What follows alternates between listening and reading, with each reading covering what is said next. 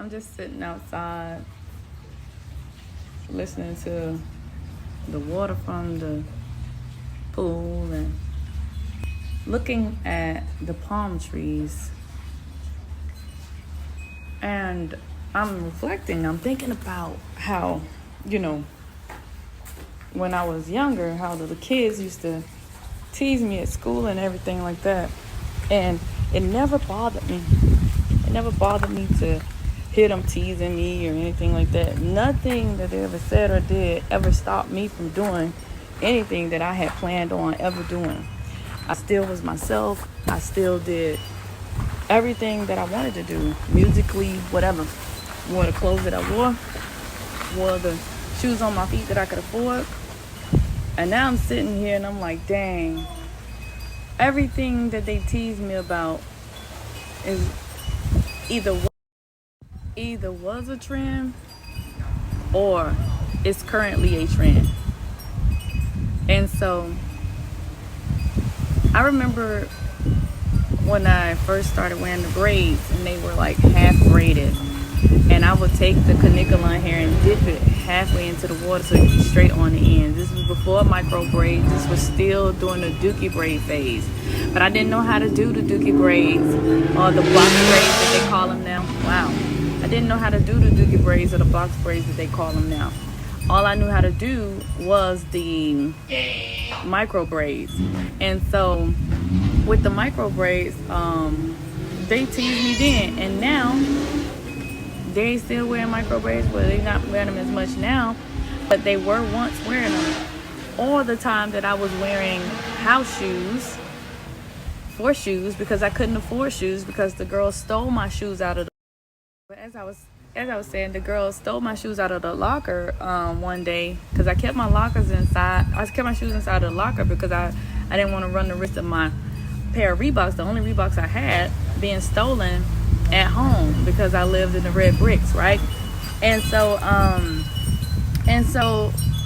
I started wearing house shoes to school, and people used to pick at me for wearing house shoes to school, and I made it fashionable.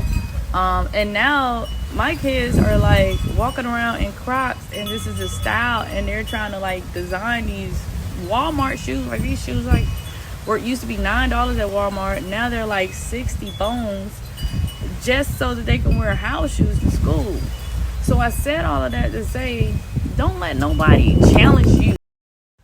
Don't let anyone challenge you or tell you that what you aspire to do or what you dream of doing is impossible.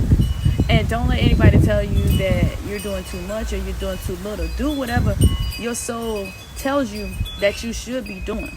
All right, do whatever your soul tells you that you should be doing. So if your soul tell you one day to wake up and build a rocket ship, then doggone, get up and try your best at building that rocket ship.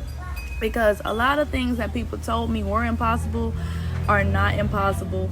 And I'm living proof of all of those things that they said that I couldn't have. They're within the arm's reach now. Like they're within the arm's reach. So don't let anybody tell you what you should and shouldn't be doing.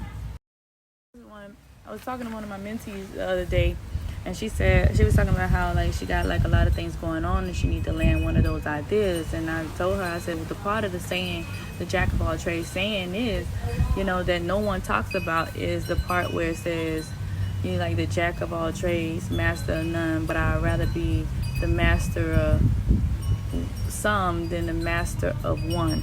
And I told her I have a lot of trades, and when I'm not doing my healing shit, I'm doing my hair shit. And when I'm not doing my hair shit, I'm doing my yoga shit. And when I'm not doing my yoga shit, I'm doing my therapy shit.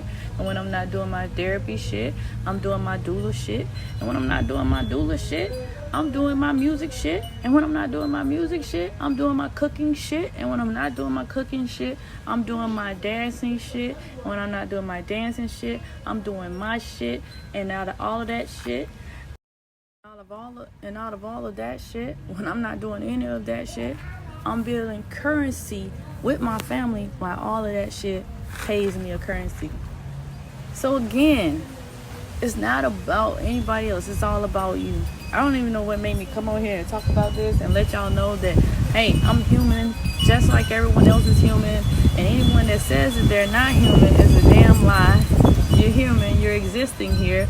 Yes, you have a spiritual soul, but there's also a 3D side of you that you need to acknowledge. And you need to acknowledge that sometimes some of the things that these people said in their ignorance did not make you feel so nice. And even though it didn't make you feel so nice, you can change how you even view those things that people said, or how you can change how you view those things that people did to you. Because at the end of the day, it's not about them, it's about you. And don't allow them to influence you. Don't allow them to influence you. Because if you allow them to influence you, you'll never see your vision come to life. I listened to a song that I wrote when I was 16 years old.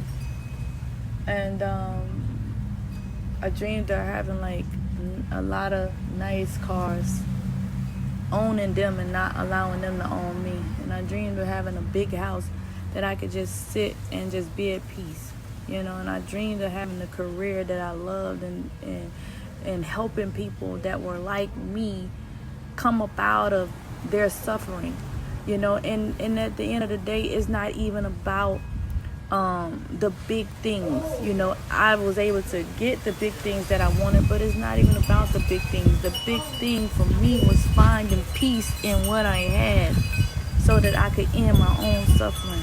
So y'all, find peace in whatever you got. Find peace. Find peace in yourself. Find peace in whatever you have. And the moment that you find that peace within yourself, the moment that you become content and not caring about what anyone is saying about you, I'm telling you, that's the moment that your suffering ends. You are in charge of your suffering. Peace to the gods. Peace to the ancestors. I'm going to holler at y'all.